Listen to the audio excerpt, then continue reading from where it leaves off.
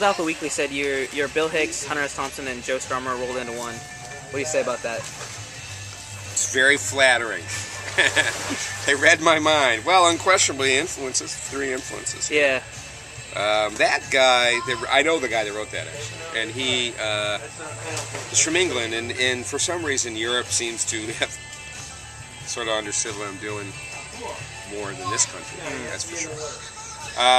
So you know, flattering. I mean, I love those 3 guys a lot, you know, and I try not to make it all music, you know, like which is, I think, hindered me a little bit in this country. It's so difficult to categorize, you know. What is he, a musician? Is he a comedian? Is he a spoken word artist, you know?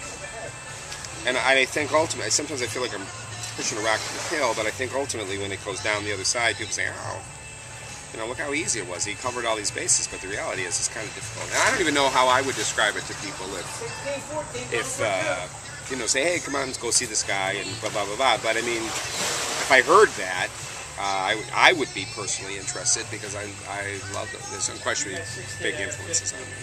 This is the father-son tour? This is the father-son tour, yeah. So, how's your son like the tour life? You know, he's done good, very good. He likes it, you know.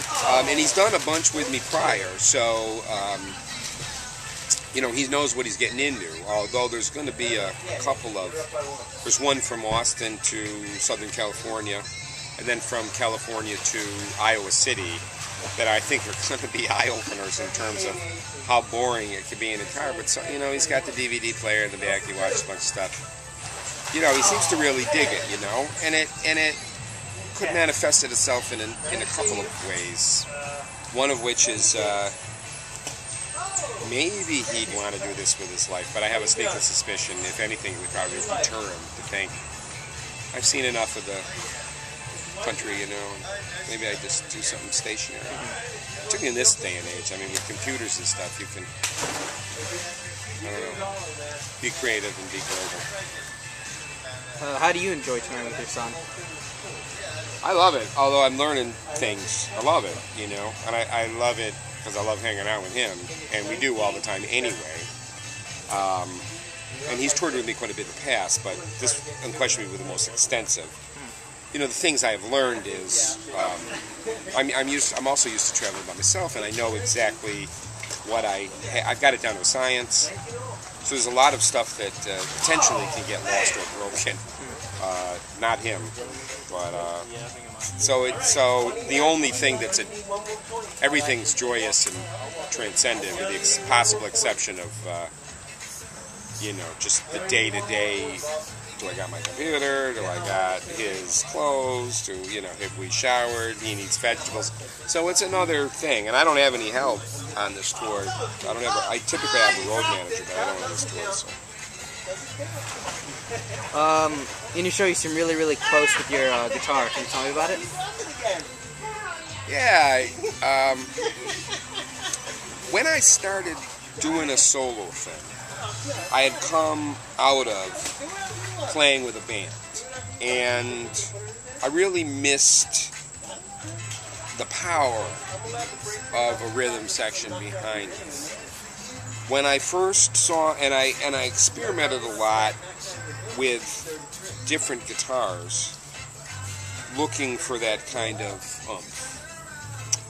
And saw this guitar and just fell in love with the way it looked, never knowing, this is 20 years ago, that it would sound like it sounded. And then, you know, did a few things, learned what I had learned at that point, and then it sounded as ferocious as it sounds. So I, needless to say, I've become dependent on it. And I recently had to sell everything, but I had a few guitars from the 30s. None of them sound like this, so I'm way dependent on this guitar. But it's, you know, it provides the inspiration for a lot of songs. It provides an amazing comfort level when I'm on stage. I don't have to worry about the instrument. I don't have to worry about playing the instrument. So my mind is free then to be spontaneous, which is part of the joy of, especially when I'm verbally riffing. It's just one less thing to worry about, you know, so it's very, I love it. I mean, I equate it to anybody out there that has a, I don't know, pair of sneaks that an old pair of sneaks, an old truck that they're crazy about, an old sweatshirt, I don't know, an old baseball glove, I think would probably be a good parallel. Somebody that fits in that glove. They've been having that glove for 20 years, and because the neck of that guitar is kind of like, it's the first time I ever made this analogy, but it's like an old baseball glove. So you've been doing this a long time. What's the craziest thing that's ever happened to you on stage? I've been shut down. Because of my dirty mouth in politics, I've been shut down in Los Angeles, and I've been shut down in Boston, and I've been shut down in New York. And out of those three, the night I was shut down in New York, Ani DeFranco was there, and my last manager, Peter Casperson, who had managed Bill Hicks for a while. He's a great guy. And he was there that night. And that, I got shut down, so seemingly it was a bad experience, but the reality was it was actually a pretty positive experience because it manifested itself in him calling the Righteous Babe the next day and said, let's try to get Ed in theaters and work on a one-man show. So, that was kind of crazy in that a very seemingly a negative thing turned out to be a very positive thing. I got shut down in L.A. That was just a drag. Security jumped on stage, and they were just jerks trying to impress the women's sound. There was a sound woman, and she was miserable, and they were just trying to be cool for her. So that was, I'm thinking that's about, I've had women come up and take their clothes off. But that, that didn't, I don't know, I'm always kind of, what I say is probably more crazy than anything that has happened. It's always nice when you inspire people to take their clothes off. So, why did you start the Song a Day vlogs? Well, my marriage had split up. I had been married for 21 years. I'd been with a woman for 25 years. And I loved her dearly, and I am a recovering drug addict and alcoholic. I haven't had any drugs or alcohol in 21 years. And I felt that, left to my own devices, it could be dangerous. So I felt that, I wanted to do something that I had all these books, thousands and thousands of books, primarily music books, primarily books that were dedicated to the craft of songwriting. Everybody from, Cole Porter to, Burt Bacharach to Leonard Cohen to Lou Reed to, just all these people I love, Kurt Cobain, and just how do they write songs. So I sold them all, and I thought, well, what, I'm selling all this. It's kind of like you sell all your CDs and you put them on an iPod. You still feel you got something out of it. So after all the shit I read and studied, what could I do to have this manifest itself into something positive? I thought, well, maybe I could take all this knowledge and utilize it into writing a song a day, keep myself busy. It would just be art for art's sake, for no other reason, just a creative process. And if if some of these songs made it into my repertoire, into my CDs later, that'd be great, but that wouldn't be the goal. And so that's what I started doing, and it was surprisingly easy.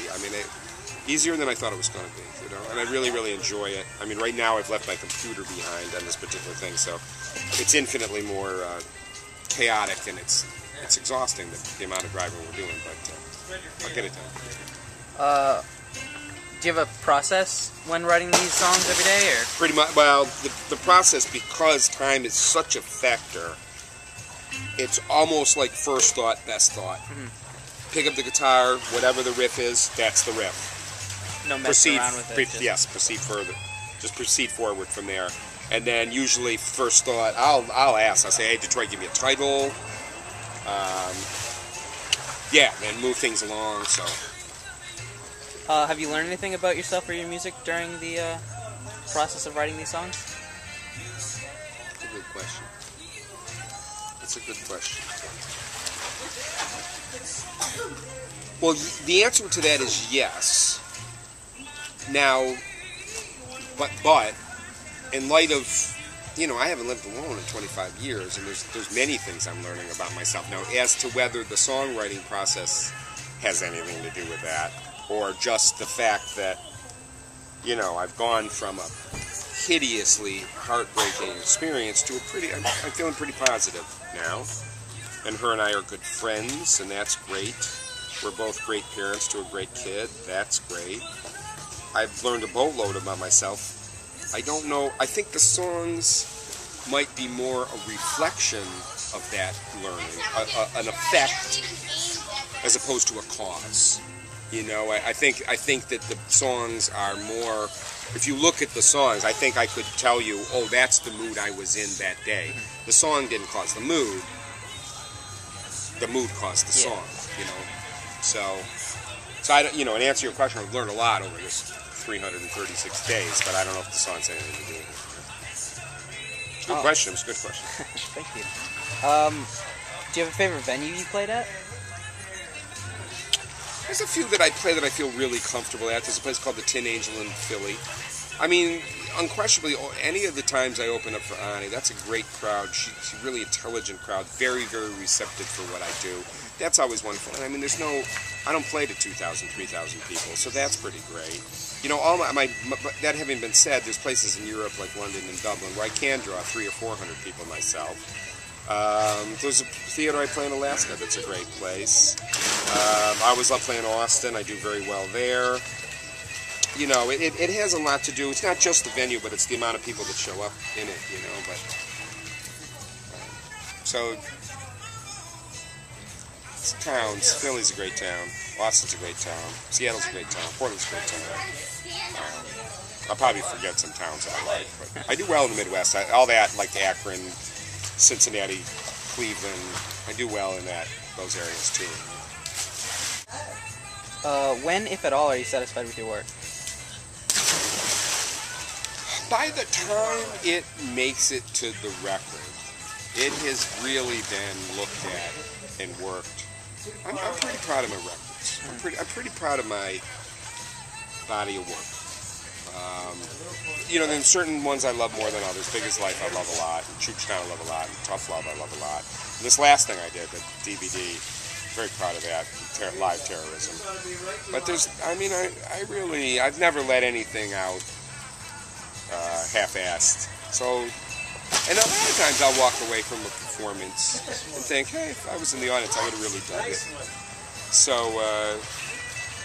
I'm pretty happy with, you know, with my stuff. I don't listen to it a lot, but I mean, like, it's like I'm sitting by the pool. Like, well, yeah, I've had a couple of these pools all around the United States. I'm just a Jaguars. Do you get the same feeling from painting as you do from writing and performing music? No, but no, it's infinitely more relaxed. I mean, I love to play, and that's, so no, painting is,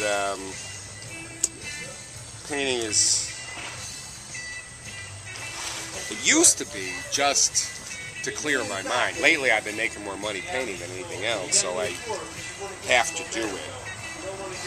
It doesn't have the same sort of relaxing. No, it's definitely, I consider myself unquestionably a musician first. And what's your favorite song to play? Song to play. Varies night to night. Usually, though, the first one. Because I always get a kick out of, you know, I have a sneaking suspicion that, particularly people who have never seen me before, they have some preconceived notion as to what they're going to hear. Here's a guy with an acoustic guitar, so, you know, you come out and you lay it on him pretty heavy, so... Hit him hard. Hit him hard, yeah. I don't ease into it, that's for damn sure. So that, I think, it's always kind of the first one, whatever I'm doing. First one, you know, if I got a new one that I can tell that's like a heavy hitter and poignant, that's always one. But there's none I do live. Luckily, I wasn't saddled with some kind of, you know, hit that I don't like, and I have to play it every night. I never had the luxury of a hit. But, so I like them all, you know. I like pacing a set. All right. That's it? Yep, that's it. Thanks. Thank you very much. Thank you. Appreciate it.